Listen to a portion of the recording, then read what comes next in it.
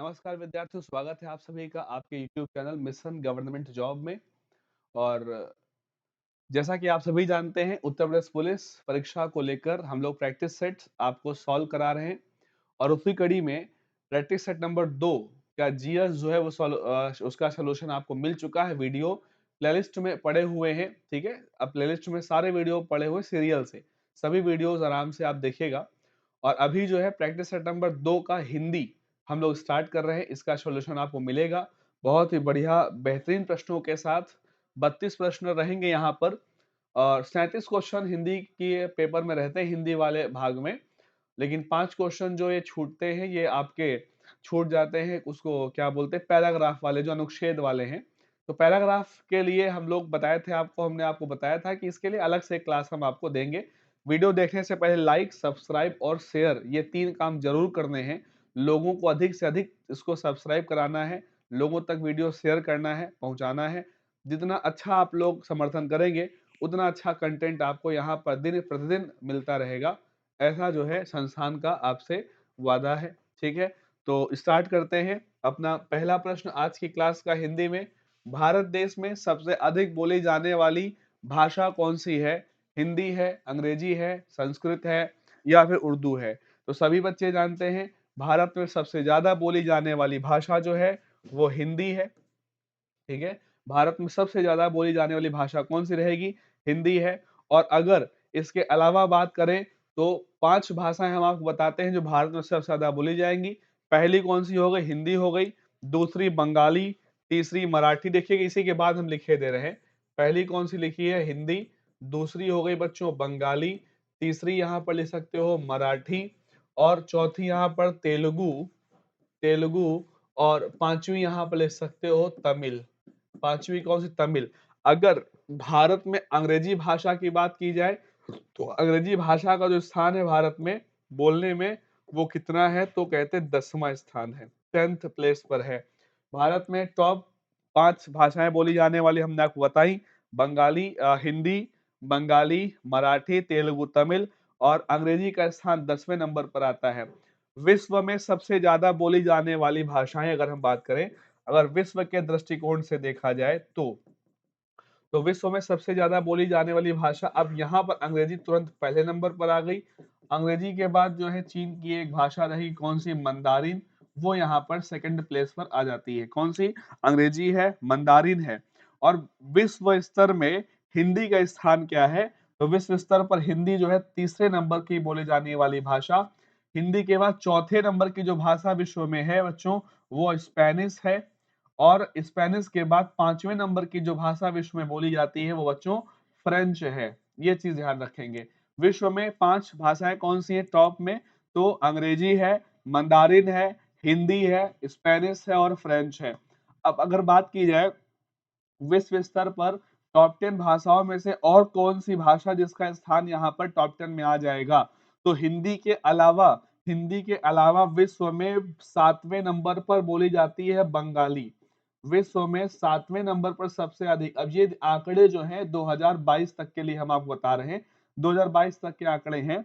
और बंगाली जो है वो 7वें नंबर पर विश्व में सबसे अधिक बोली जाने वाली भाषा है, ठीक है। चलिएगा तो आगे बढ़ते हैं अगले क्वेश्चन की तरफ। संस्कृत भाषा में कितने शब्द रूप हैं? संस्कृत भाषा में शब्द रूप देखिएगा, ज्यादातर जो दुनिया की भाषाएं हैं, हर भाषा के शब्द रूप एक या दो ही होते हैं, इससे ज्यादा शब्द रूप नहीं होते। संस्कृत भाषा अकेली भाषा दुनिया जिसके 24 शब्द रूप हैं, 24 लिखे जाते हैं। संस्कृत व्याकरण में जो व्याकरण लिखने वाले लोग हैं, बुक्स हैं, किताबें 24 बताते हैं। लेकिन 24 से अधिक भी शब्द रूप संस्कृत भाषा में होते हैं, ऐसा विद्वान जनों का कहना है, ठीक है। तो यहाँ पर आंसर आपका कितना? 24 हो जाएगा, ठीक है। हमने बताया ना ज्यादा से ज्यादा सभी तर भाषाओं के एक ही शब्द रूप होते हैं, एक या दो होते हैं। संस्कृत एकमात्र इतने ज्यादा शब्द रूप लेकर रखने वाली भाषा है।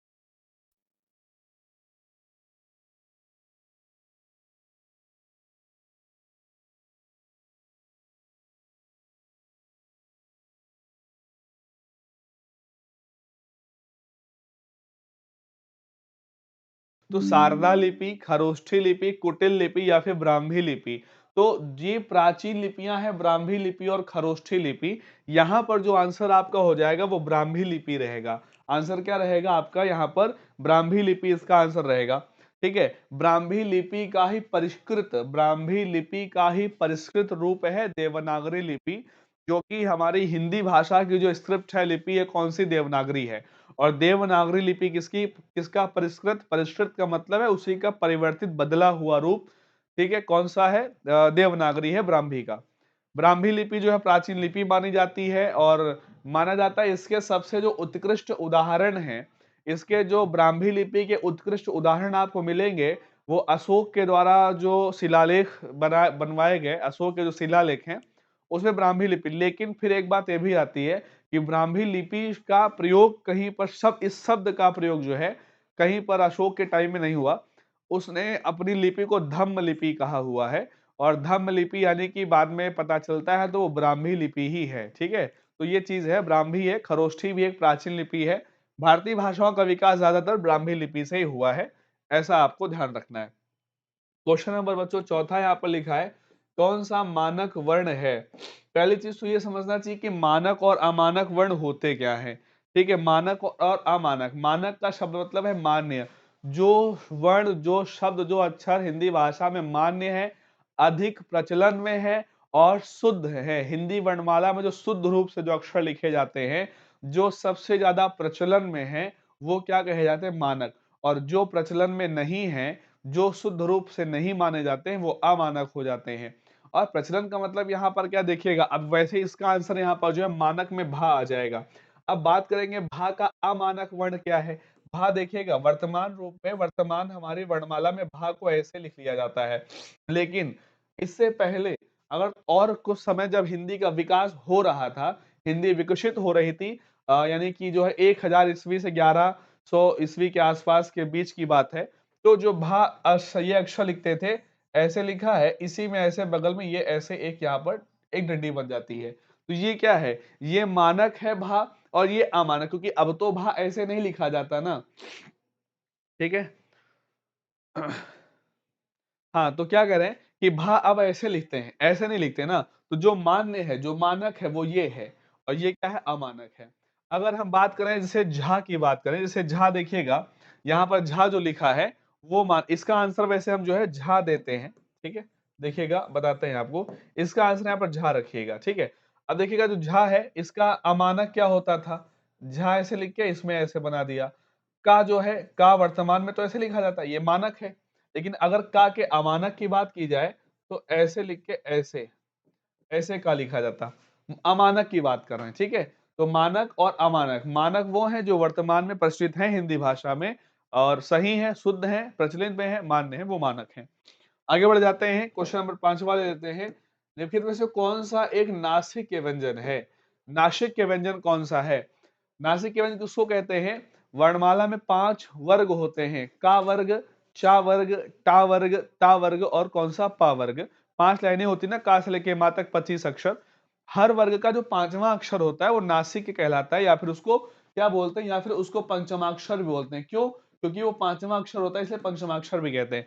का में जैसे कि अंगा है, और अगर चा वाली लाइन बात को च छ ज झ इया हो गया, ट ठ ड अड़ा लास्ट में आया, त थ द न, और फिर पा वाली लाइन में प फ ब भ म। इन पांचों अक्षरों को क्या कहते हैं? नासिक्य या फिर पंचमाक्षर कहते हैं। तो इसका आंसर बी हो जाएगा, यानी क्या है? इया जो है वो आपका आंसर हो जाएगा। अगला क्वेश्चन बात करते हैं, क्वेश्चन नंबर 6 आता है, शुद्ध वर्तनी का यहाँ पर आपको करना है चयन। कौन सी शुद्ध वर्तनी लिखी है? शुद्ध शब्द कौन सा है?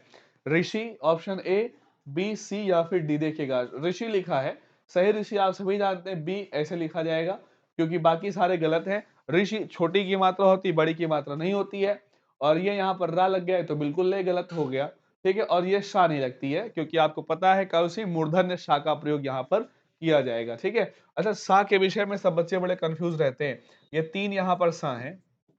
ठीक है, और इसको जो है बड़े ही अलग अलग तरह के नाम दिए जाते हैं। ठीक है, हालांकि एक नाम आप याद रखो जो आपको ध्यान रखना है, इसको तालुषा कहते हैं या फिर तालव्यशा, क्योंकि इसका उच्चारण क्या है? तालु से होता है। इसको कहते हैं दंत सा, इसको क्या? दंत सा। और ये जो लास्ट वाली उसको क्या? मूर्धन्य सा बोलते हैं, क्योंकि इसका उच्चारण मूर्धा से होता है। अब बाकी अलग-अलग नाम दिए जाते हैं कि षटकोण वाली सा, सरोता वाली सा, सलजम वाली सा, सपेरा वाली सा, ठीक है? ये ऐसे कई सारे नाम दिए जाते हैं। तो वो सब नाम देकर कन्फ्यूज़ नहीं होना है। ये तालव्य सा, ये दंत सा और ये मूर्धन्य सा हो जाती है, ठीक है? इस चीज़ को ध्यान रखेंगे। इसके बाद अगला क्वेश्चन देखिएगा। अगला क्वेश्चन नंबर 7 आया यहाँ पर, शुद्ध वर्तनी का चयन करना है। बताइएगा सभी बच्चे, ठीक है? आप सभी कमेंट करके बताएं, शुद्ध वर्तनी, दीर्घायु, ठीक है? शब्द दीर्घायु बताना है क्या है। यहाँ पर सही आंसर आप सभी जान सकते हैं, ए है। कोई इसमें आपको शंका नहीं होनी चाहिए, ठीक है? इसके बाद क्वेश्चन नंबर 8 लेते हैं। किस शब्द में उपसर्ग का प्रयोग नहीं हुआ है? कौन से शब्द में बच्चों उपसर्ग का प्रयोग नहीं हुआ, ये आपने बताना है। उपसर्ग होता क्या है देखिएगा, उपसर्ग जो है वो किसी शब्द के पहले लगकर उसका अर्थ बदल दे, उसको उपसर्ग कहते हैं। और प्रत्यय वो होता है जो शब्द के पीछे लगता है और उसका अर्थ बदल देता है, ठीक है? इसको उपसर्ग प्रत्यय। यहाँ पर उपसर्ग देखिएगा, नियुक्त में अगर बात करें तो नी उपसर्ग लगा है शब्द के पहले। उत्तम की बात करें तो यहाँ पर उत उपसर्ग लगा दिया गया। आकार की बात करें तो यहाँ पर बड़ा आ उपसर्ग लगा है। समेत शब्द में कोई उपसर्ग नहीं लगा है। समेत में क्या ऐसा होता है कि सम और धन एत लिखा जाता है? नहीं, ठीक है? इसमें कोई गलती नहीं। तो यहाँ पर आंसर आपका बच्चों क्या हो जाएगा? आंसर यहाँ पर आपका डी हो जाएगा। समेत शब्द में कोई उपसर्ग नहीं है, बाकी ऊपर तीनों शब्दों में उपसर्ग लगा हुआ है। क्वेश्चन नंबर बच्चों 9 लेते हैं। हिंदी में लिखा हुआ, हिंदी में कृत प्रत्ययों की संख्या कितनी है? कौन सा?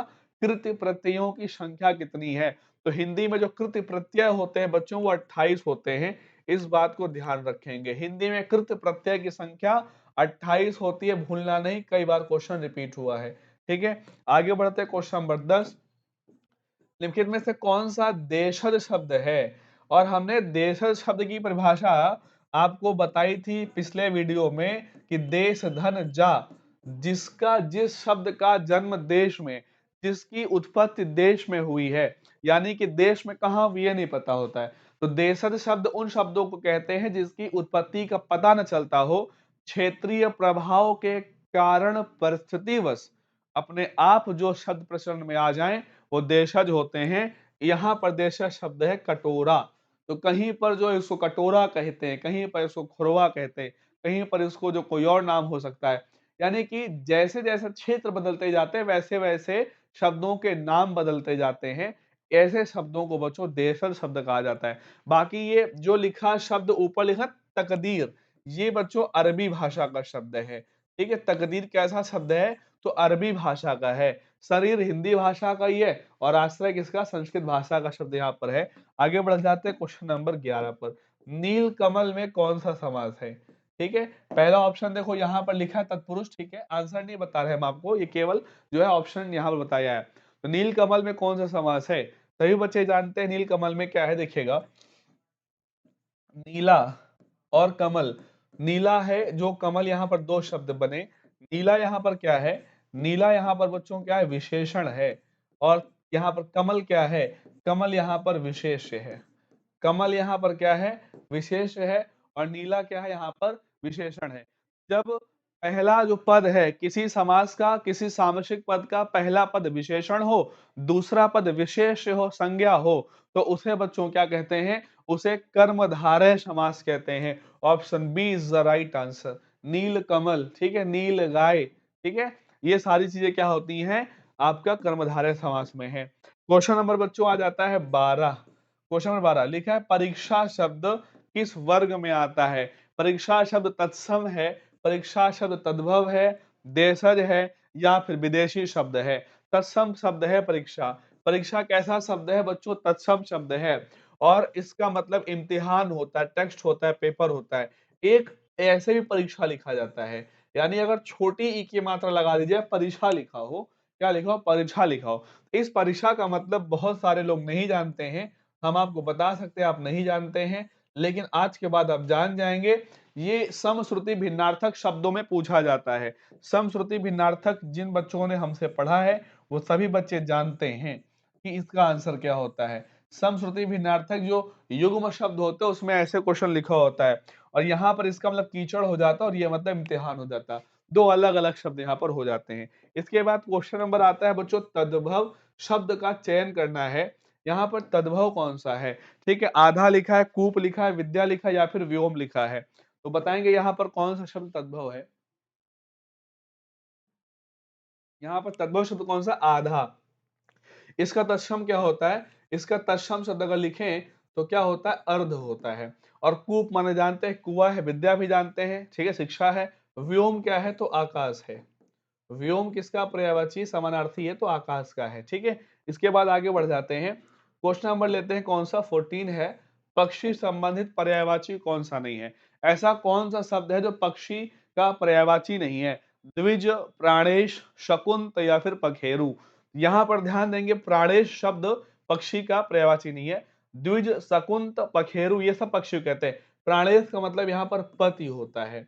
प्राणेश का मतलब यहाँ पर क्या है? पति होता है। ठीक है, प्राणों के जो ईश हैं, ठीक है, वो कौन है? पति हैं।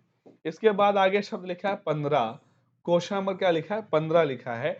कौन सा शब्द शुक्ल का विलोम है?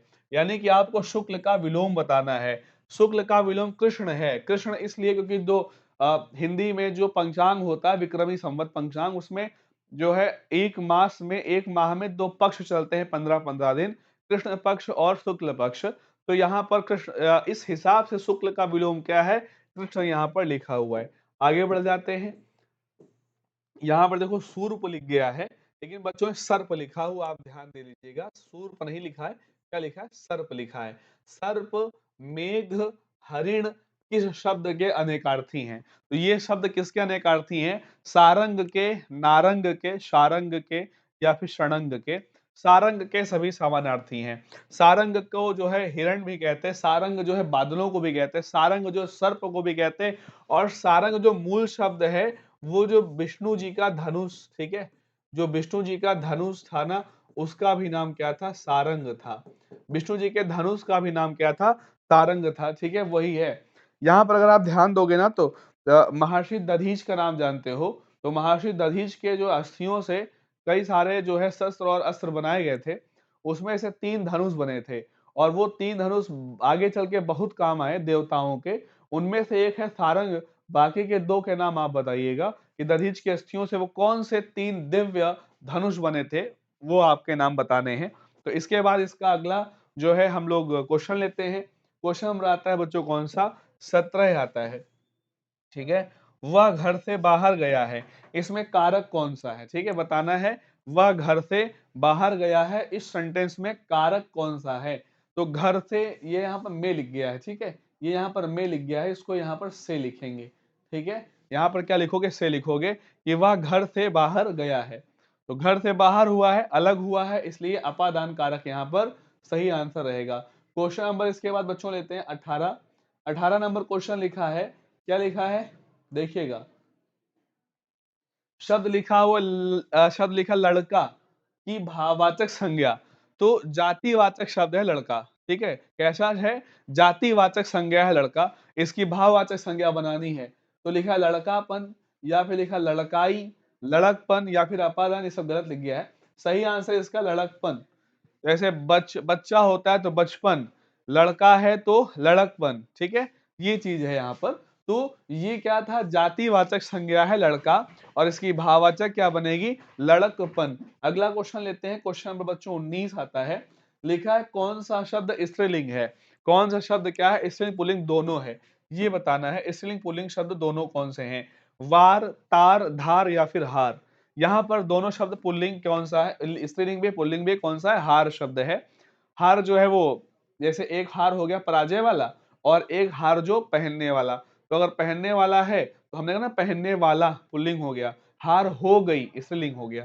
ठीक है, इसके बाद 20 नंबर क्वेश्चन आते हैं फटाक से। देखिएगा क्या लिखा हुआ है 20 नंबर क्वेश्चन पे। तो वाक्य में रेखांकित शब्द का आपको क्या बताना है? भेद बताना है। कुछ बच्चे कक्षा में शोर मचा रहे थे। यहाँ पर देखो रेखांकित नहीं है, तो बच्चों हम रेखांकित कर रहे हैं। कुछ बच्चे, कुछ बच्चे शब्द क्या है? रेखांकित कर दिया गया। अब आपको बताना है कुछ बच्चे, ये शब्द गुणवाचक विशेषण है, अनिश्चित परिमाणवाचक विशेषण है, सार्वनामिक विशेषण, या फिर अनिश्चित संख्यावाचक विशेषण है। तो बताएंगे कौन सा है यहाँ पर। तो कुछ बच्चे, ठीक है, बच्चों को जो है कुछ है, तय नहीं कितने, निश्चित नहीं, पहली बात तो अनिश्चित हो गया।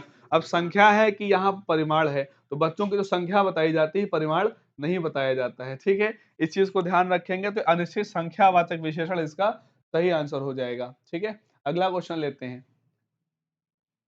अगला क्वेश्चन लेते हैं, क्वेश्चन नंबर कौन सा 21। क्या लिखा है? निष्प्रेह का अर्थ क्या है? निष्प्रिय का अर्थ क्या है? निष्प्रिय का अर्थ क्या है? जो स्पर्श रहित हो, जो इच्छा रहित हो, या फिर लिखा जो प्रेम रहित हो, जो प्रेरणा रहित हो। तो निष्प्रिय का अर्थ होता है यहाँ पर जो स्पर्श रहित हो, यानी कि जिसे, एक सेकेंड, अच्छा ये ऑप्शन पहला इधर लिखा है, तो यानी कि जो इच्छा रहित हो। ठीक है, ये देखिएगा, इसको इधर करते हैं।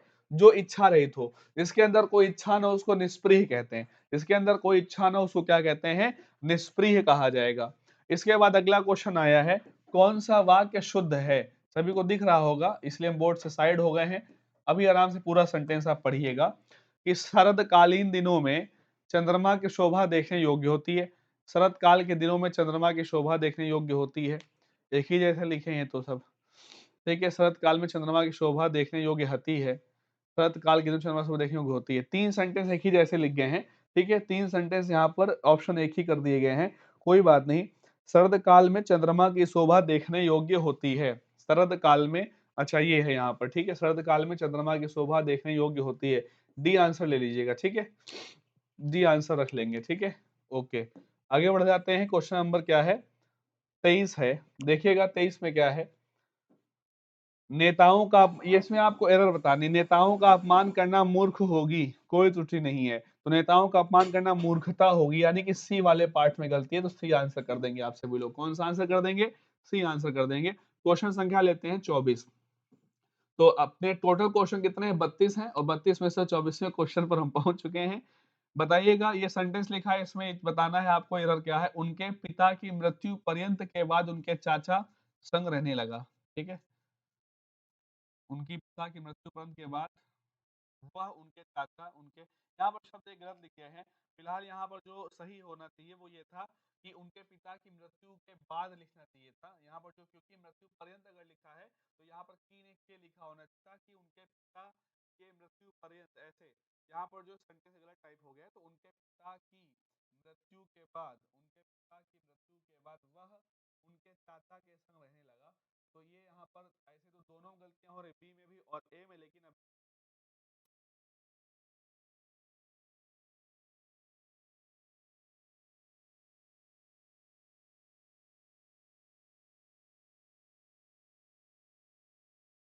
होना, किंग कर्तव्य विमूढ़ होना।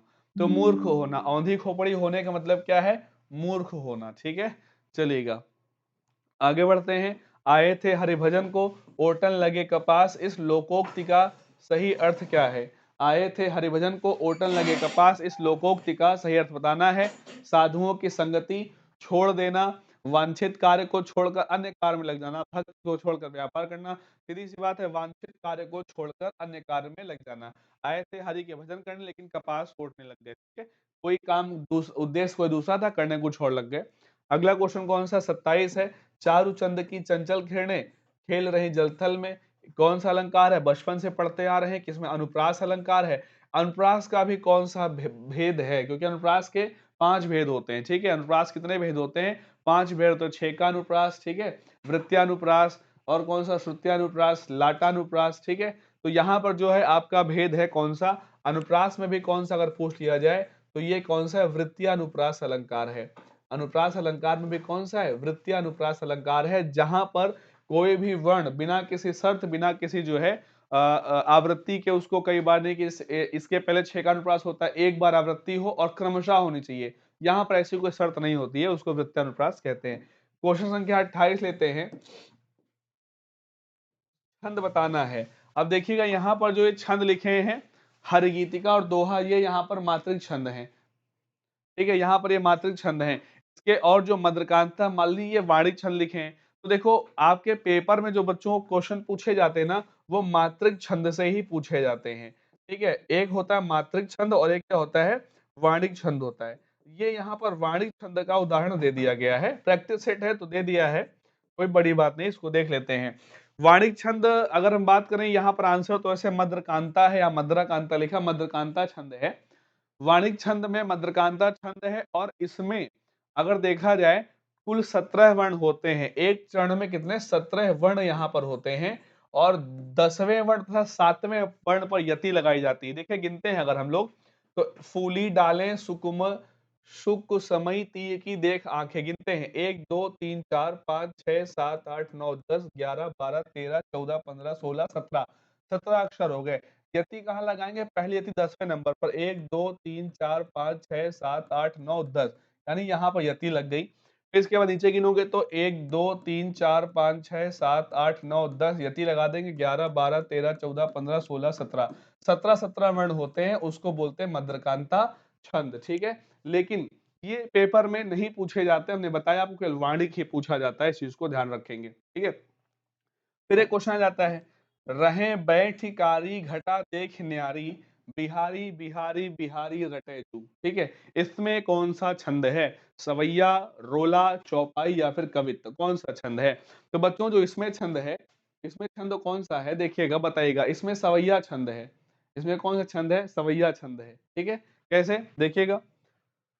अब जो सवैया छंद है ये भी कैसा है? सवैया छंद भी कैसा है? एक वाणिक छंद होता है। ठीक है, सवैया छंद भी कैसा है? एक वाणिक छंद है। सवैया छंद भी आपका पेपर में बहुत कम ही पूछा जाता है, लेकिन फिर भी सवैया छंद में अगर बात करें 23, इसका आंसर देखिए पे सवैया है। सवैया छंद में 23 वर्ण होते हैं एक चरण में।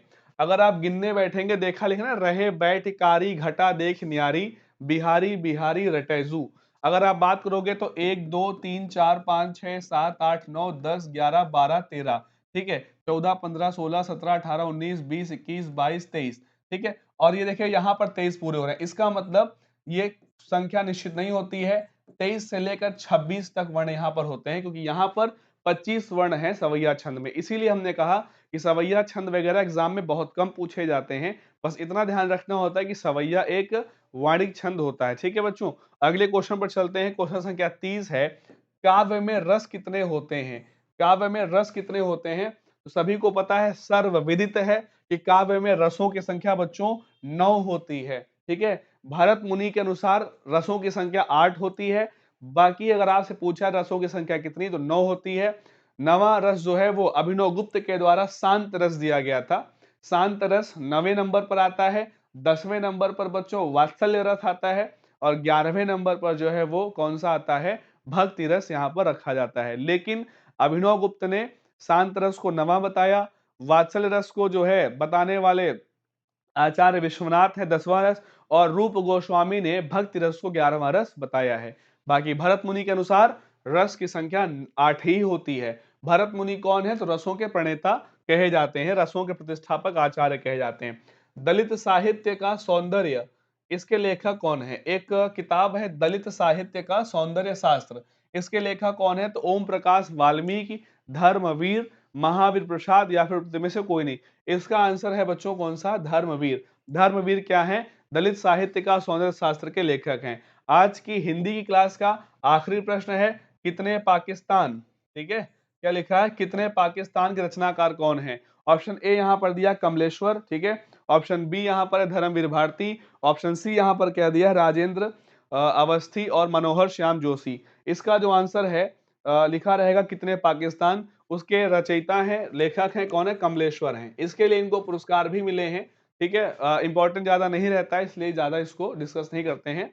बाकी धर्मवीर भारती के उपन्यास वगैरह हैं, ये इंपॉर्टेंट है। धर्म भारती रचनाएं वगैरह लिख लीजिएगा, ध्यान रखिएगा, इनके उपन्यास कई बार क्वेश्चंस में पूछे जाते हैं। बाकी राजेंद्र अवस्थी और मनोहर श्याम जोशी या कमलेश्वर बहुत कम, या कह सकते हैं कभी कभार प्रैक्टिस सेट में नाम मिलेंगे इनके आपको। ठीक है, तो आज की अपनी हिंदी की प्रैक्टिस सेट नंबर कौन सा था? दूसरा था ये प्रैक्टिस सेट नंबर 2, और इसमें हम लोग क्लास कर रहे थे हिंदी की। तो अगर आप देखें, हमने आपको 2 प्रैक्टिस सेट जीएस और हिंदी के साथ में हल कराए। उसके अलावा सॉल्व पेपर 2019 का पूरा आपको हल कराया। ठीक है, तो और जीएस हम लोग कैसे कर रहे हैं? प्रैक्टिस सेट पार्ट में करते हैं। जीएस में 2 वीडियो बनाए जाते हैं 38 क्वेश्चन के, और हिंदी में 32 क्वेश्चन का एक वीडियो, यानी एक प्रैक्टिस सेट में आपको 3 क्वेश्चंस यहाँ पर उपलब्ध कराए जा रहे हैं, 3 वीडियो सॉरी उपलब्ध होते हैं।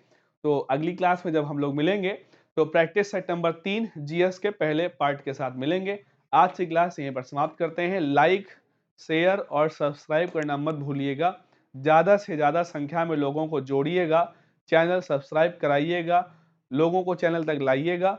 जिससे आप लोगों के साथ सभी को इसका लाभ मिल सके और संस्था आपके लिए और अच्छे से अच्छा करने के लिए जो है, वो मोटिवेट होती रहे। धन्यवाद। जय हिंद, जय भारत।